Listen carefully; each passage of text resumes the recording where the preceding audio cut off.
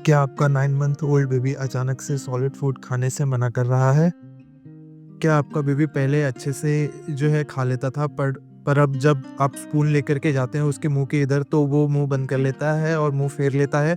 अगर आप पेरेंट हो और कहीं आपको ये टेंशन हो रही है कि कहीं कोई चीज़ मैं गलत तो नहीं कर रहा, तो ये वीडियो आपके लिए है। इस वीडियो में एंड तक बने रहिएगा, आपको इन सारे सवालों का जो जवाब है वो आपको मिल जाएगा।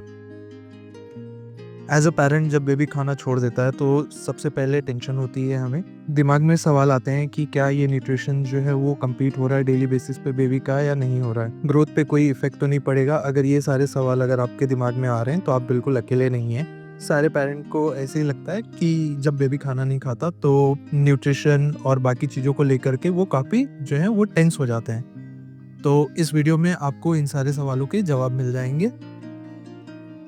सबसे पहले मैं आपसे एक बात जो है वो क्लियरली कहना चाहता हूँ, बताना चाहता हूँ आप सभी को। हाँ, 9 मंथ बेबी का सॉलिड फूड रिफ्यूज़ करना बिल्कुल नॉर्मल हो सकता है। इस एज में बेबी अक्सर जो है सॉलिड फूड को रिफ्यूज़ कर देते हैं। उसके बहुत सारे जो हैं वो रीज़न्स हो सकते हैं और हम एक वन बाय वन जो है उन सारे रीज़न्स को कवर करते हैं। बहुत सारे बेबीज़ इस फ़ेज़ में सॉलिड फूड जो है बिल्कुल कम कर देते हैं या बिल्कुल ही नहीं खाते।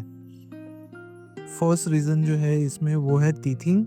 सबसे कॉमन रीज़न है टीथिंग। हाँ, क्योंकि जब बेबी के दाँत आ रहे होते हैं तो गम्स जो हैं उसके बहुत ज़्यादा सेंसिटिव हो जाते हैं और इस टाइम पे वो बिल्कुल अवॉइड करते हैं या कम करते हैं, जितना कम प्रेशर उन्हें अपने टीथिंग करना पड़े, किसी चीज़ को च्यू करना पड़े, वो उतना ज़्यादा अवॉइड करते हैं। इसी वजह से वो जो है सॉलिड फूड को बिल्कुल ही मना कर देते हैं। सेकंड रीज़न है growth and development.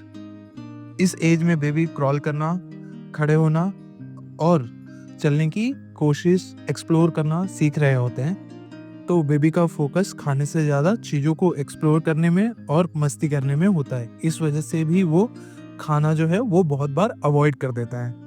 Then third reason हमारा होता है हेयर और टेस्ट इश्यू।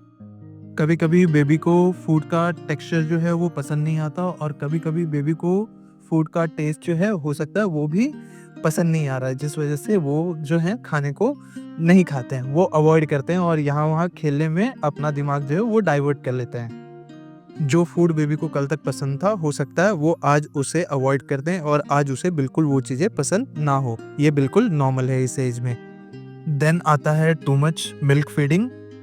अगर मिल्क इंटेक ज़्यादा हो सकता है वो ब्रेस्ट मिल्क हो या फॉर्मूला फीड हो। अगर वो ज़्यादा होगा तो बट ऑब्वियस है कि उसका जो सॉलिड फूड का इंटेक होगा वो बाय डिफ़ॉल्ट कम हो जाता है, क्योंकि बेबी का जो टमी होता है वो बहुत छोटा होता है और बहुत कम फूड जो है उसके अंदर वो खा सकता है। तो इस वज़ह से भी जो है उसका खाना जो है वो कम हो सकता है। तो ये भी बिल्कुल नॉर्मल है और ये बहुत आम है इस एज में। एक और इम्पोर्टेंट बात जो पेरेंट मिस कर देते हैं वो बेबी का है self control and independent behaviour. 8 से 9 महीने के एज में बेबी को चीज़ें खुद से एक्सप्लोर करना इंडिपेंडेंटली बहुत ज़्यादा पसंद आता है और अगर 8 से 9 महीने के बीच में बेबी को हम बार-बार स्पून लेकर के खाना ऑफ़र करेंगे तो हो सकता है वो इरिटेट हो जाएँ और इस वजह से भी जो है वो हमारे खाने से दूर भाग सकते हैं इरिटेट होकर के। तो ये भी एक जो है कॉमन रीज़न्स खाना नहीं खाने का ये बिल्कुल हो सकता है। कभी-कभी बेबी खाना इसलिए भी अवॉइड कर देते हैं क्योंकि वो खाने को खुद से टच करना चाहते हैं और खाने को खुद से खाना चाहते हैं। वो एक नया एक्सपीरियंस होता है इनके लिए।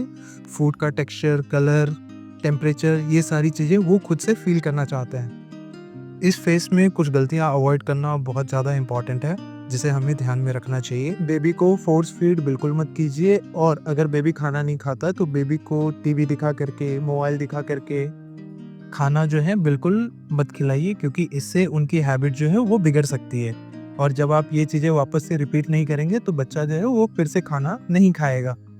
और सबसे इम्पोर्टेंट, अपने बेबी को किसी और बेबी के साथ कंपेयर जो है वो बिल्कुल मत कीजिए, क्योंकि हर बेबी जो है वो अलग होता है, हर बेबी का ग्रोथ पैटर्न अलग होता है, उसके बिहेवियर्स जो हैं वो अलग हो सकते हैं।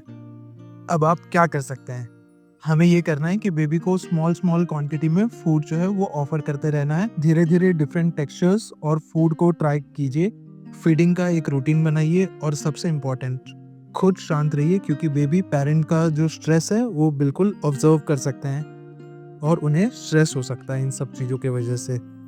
एक चीज़ जो हमें इम्पोर्टेंट करनी है वो है बेबी को खुद से खाना खाने के लिए ट्राई करने देने का। आप बेबी के सामने फूड रखिए, भले वो चाहे खाए या उसे टच करके छोड़ दे, ये भी एक प्रोग्रेस का पार्ट ही होता है। तो हमें बेबी को एक बार ट्राई करने देने का कि देखते हैं वो फूड के साथ क्या करता है, उसे फ्रेंडशिप करने देने का।